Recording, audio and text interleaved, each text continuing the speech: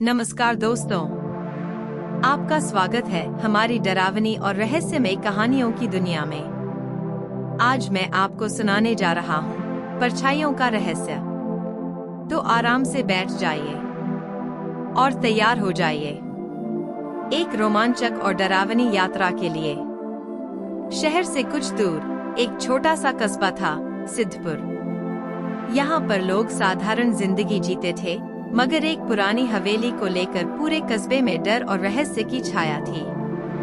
कहा जाता था कि उस हवेली में रात को अजीब अजीब आवाजें आती हैं और जो भी अंदर गया वो या तो पागल होकर लौटा या फिर कभी वापस नहीं आया। राहुल, जो शहर से पत्रकारिता की पढ़ाई करके लौटा था, इन बातों पर हंसता। वह मानता था कि यह सब अंधविश्वास है। उसने तय किया कि वह हवेली में रात बिताएगा और सच को सामने लाएगा। शाम ढलते ही राहुल टॉर्च, कैमरा और अपनी डायरी लेकर हवेली पहुंचा। टूटे दरवाजे, काई जमी दीवारें, जाले से ढकी खिड़कियां। हवेली बिल्कुल खंडहर सी लग रही थी। जैसे ही उसने अंदर कदम रखा, लकड़ी की पट्टियां चरमराईं। उसे लगा जैसे कोई उसके पीछे चल रहा हो, लेकिन पीछे कोई नहीं था। ड्राइंग रूम में एक बड़ा शीशा टंगा था। राहुल ने टॉर्च की रोशनी उसमें डाली। उसकी परछाई दिखी, लेकिन हैरानी की बात यह थी कि परछाई मुस्कुरा रही थी, जबकि राहुल गंभीर खड़ा था। उसका दिल जोर जोर से धड़कने लगा। अचानक शीशे की परछाई ने हाथ उठाकर ऊपर वाली मंजिल की ओर इशारा किया। राहुल डरते हुए ऊपर गया।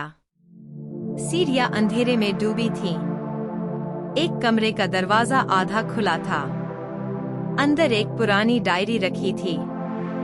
उसने खोला तो उसमें लिखा था, मैं राजवीर सिंह, इस हवेली का मालिक। मेरी मौत एक दुर्घटना नहीं, बल्कि हत्या थी। मेरी आत्मा इस हवेली में फंसी हुई है जब तक सच सामने नहीं आता। अचानक कमरे का दरवाजा अपने आप बंद हो गया और ठंडी हवा का तेज झोंका चला। अब हवेली की दीवारों पर कई परछाइयां चलने लगीं। वे इंसानों जैसी दिखतीं, पर उनका असली शरीर कहीं नहीं था। राहुल भागकर हॉल में आया। शीशे में अब उसके पीछे खड़ी कई परछाइयां दिख रही थीं। एक परछाई उसके करीब आई और फुसफुसाई, सच लिखो, हमें मुक्ति दिलाओ। राहुल ने डायरी ध्यान से पढ़ी। पता चला कि राजवीर सिंह के सबसे करीबी दोस्त ने ही उसकी हत्या की थी। उसने जहर देकर राजवीर को मार डाला और सबको दुर्घटना की कहानी सुना दी। यही हवेली की बेचैनी का कारण था। राहुल ने यह सब अपनी डायरी में लिखा।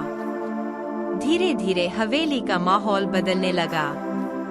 चीखें, परछाइयां और ठंडी हवाएं सब गायब होने लगीं। लेकिन तभी शीशे में उसकी परछाई ने कहा, अब तुम्हें भी हमारे साथ रहना होगा। राहुल ने भागने की कोशिश की, मगर दरवाजा बंद हो चुका था। उसकी आखिरी चीख सुनाई दी और फिर सब शांत हो गया। अगली सुबह लोगों ने हवेली के बाहर उसकी डायरी पाई।